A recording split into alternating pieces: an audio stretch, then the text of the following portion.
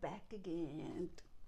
Is that Backstreet Boys or something? Yes. Okay. For whatever reason, today, and this will be, we'll post this a different day, but they kept showing a bunch of Backstreet Boys stuff like last night and then today when I was in the car on the radio. Really? Yeah. Is it because of their song, the song you were just singing? I don't know. Is that Blackstreet's Back? All right. Is that song? Backstreet, yeah. That's the Blackstreet. I'm thinking about Blackstreet, the other group, Blackstreet, but Backstreet's Back. All right. Didn't they appear in the movie with Seth Rogen? Yep. Is the end? Is it called that? Yeah, that's so funny. That is so funny. Yeah. Kind of like the end of the world thing where it was funny, but I got you. But they're on the top of my mind, y'all. That's all I'm trying to say. I like their music. Shoot. We're about to review Avatar, Fire and Ash. If you didn't get it by my clue of they're back again. Because this is number 3, y'all. Number 3. It's rated PG-13. And it's just a short 3 hours and 17 minutes. Oh, that's all? Yeah, that's it. Girl, I had to mentally prepare myself. And I told my dad ahead of time too. I'm like, I didn't mentally preparing myself, make sure I ate before I went. Even though I was gonna have popcorn, and all of that stuff. Stretch out, run pee.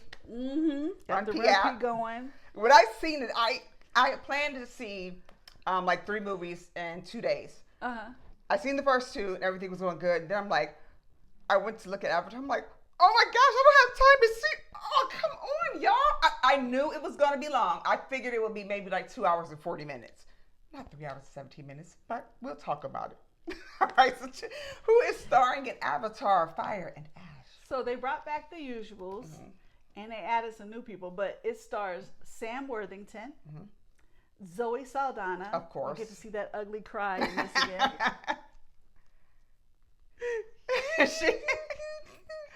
This is going to be another one of her billion-dollar franchise movies that she's part of. Yeah, she's a beautiful woman. Beautiful. Her children are beautiful, too. Oh, my gosh. Those little boys are, yes. But she can do that ugly cry. She can do it. Yes, she can.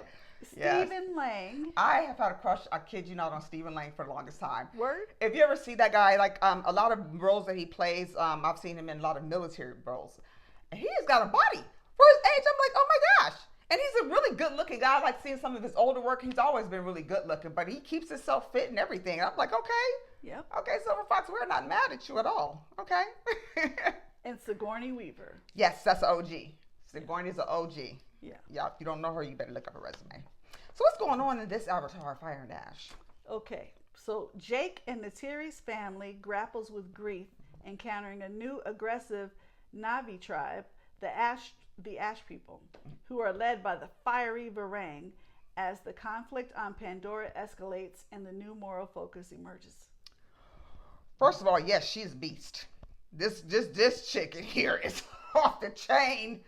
Woo! She's got some issues going on. Oh my gosh, I like. Yeah, she got some woo. She's no joke to be played with though at all. So I've seen, of course, the 2 previous Avatars, so I knew kind of what to expect going in. I like the previous Avatars, but this one I seem to like much, much more than the other 2. Like I know that this is why typically I try not to look at anything before we go see a movie. It was already in my head that I'm about to sit here for over 3 hours. So now I got that going on in the back of my head, like, okay, here's another Avatar movie. I'm sure it's good, but yeah. And then it just really grabbed me, and it was really good. I enjoyed it, and I didn't notice that 3 hours and 17 minutes. You know how some movies, it's like they have a sequel and you're like, oh, you didn't have to see the previous one to get it. This one, you needed to see the previous one to get it. So sometimes I'm sitting there like, wait, what happened again? Because I really didn't want to go back and watch those other 2 for 6 hours. Like half and then watch this one. I had to just really remember because it's been so long. And I'm like, why are they grieving it? Oh, yeah, they lost their son. I mean, they do eventually tell you some stuff, but if you didn't watch the other ones, you might be a little lost. It'll be very helpful. It'll be very helpful if you do. Yeah, and then this one, I was watching it, and I was like, they're right about the 3D thing. I didn't see it in 3D, but I was like, I could see how 3D would really make this pop. Not only that, but the sound design in here, I got to give props to sound design because the voices are so rich and robust and crisp and clear and everything else. Like go in there, what is it, Adobe? Yeah. the I saw it, experience of that. Yeah, Oh my I saw goodness. it in the Sin XL for Harkins, and they had all those speakers. Yes. All And those it's just, the sound is so beautiful, and the whole, I mean, just looking at it's visually tasty. Just the colors is beautiful. But that's the way all these movies are. So They are. if you're interested, I say check it out. That's why he's getting all these awards and stuff, Yes. because the scenery is Beautiful. awesome. Yes, it's just gorgeous to look at. His imagination is exceptional. It is. And they don't waste any time getting down to the action. So it's not like you can't do that with a movie that's over 3 hours anyways. Oh, yeah. You need to go ahead and grab your audience right away and and they kept it popping. They kept it popping. It was good and it was over. I was like, wow, okay, is there going to be another one? Because these films are extremely successful. I think he said like 2 more, because they already filmed them. I have some of that in my notes. Oh, okay. Which I didn't know until I researched. I'm like, okay, this guy has got a phenomenal, his head is just freaking phenomenal. The man makes like insane movies in there. Plus, if you're going to be making movies like this with children, you got to kind of be quick with it, because otherwise they'll be grown adults and you'll be like, yeah, you're 5 years old. Yes, I'm 5 years old. Like, what? That's like, what's the one, the orphan movie where she's doesn't look like a kid anymore, really, but they try their best to make it happen. But yeah. Now this, we got some fun facts here. There's a lot. We have some juicy stuff on this one.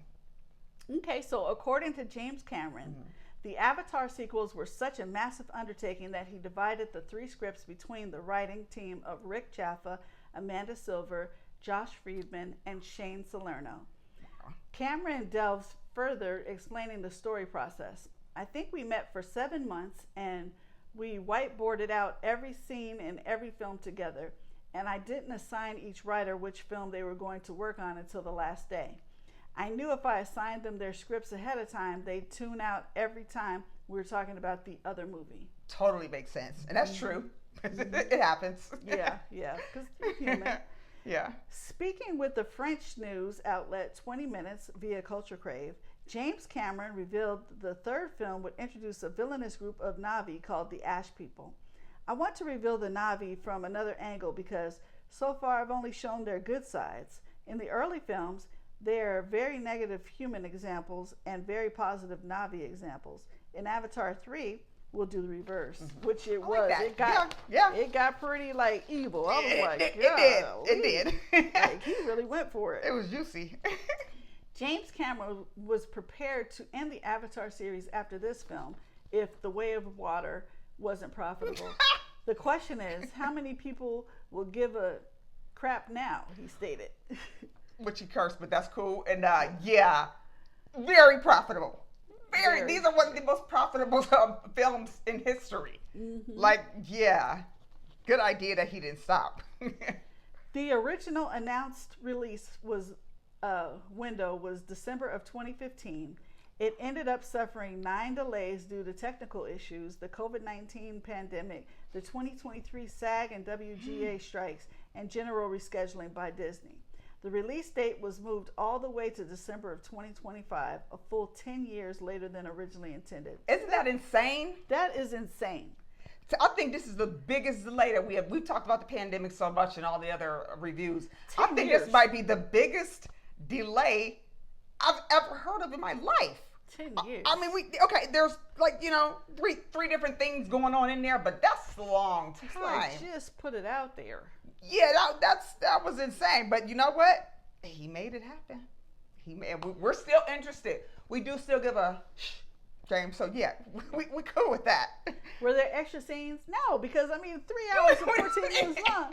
No, of course during like the credits you see like little swimming little and stuff yeah. with the creatures. So if you want to stay for that, that's fine. But there's no full extra scene. Nothing you need to stay for. Oh my gosh! So the tomato meter gave it 66%. I do not understand what. I'm sorry. I'm cool with us disagreeing and having different scores, but that's kind of pathetic. I'm sorry. I would need to talk to these folks. That's critics right there. So and then the popcorn meter, which is the public, gave it 90%. So that's where I'm at with it. I'm going with 4 clappers. So I'm definitely more with the popcorn meter. I think everything about this, from the directing and just the characters there, and if you didn't know, doing voiceovers is not easy. it's very hard. Eddie Murphy has talked about when he was filming for Shrek, the headaches and stuff that he would get. It's not easy. People think they're just going to go behind the microphone and read some lines. And, oh, that sounds so easy. You have no idea. Oh no, they have the suits on with all so they can get the motion capture and all kinds of stuff going on, and they got harnesses on and all that. So their voiceover is different than even if you're doing an animated feature film. Well, they still have to go into the studio though to do the voiceover work. Right. So it's still hard. I mean, it's not like when you're in a movie where, like me and you are in a movie, we're talking to each other, we got our body language. When you're in a studio filming for your voice, you do not have that. You don't have any of that. So it's hard. So I give all of them props that they can convert from doing voiceovers to acting, and they all have range. You got to have some skill, and they make it happen. So I'm glad he brings everybody back for the next sequels because they're a winning cast, all of them.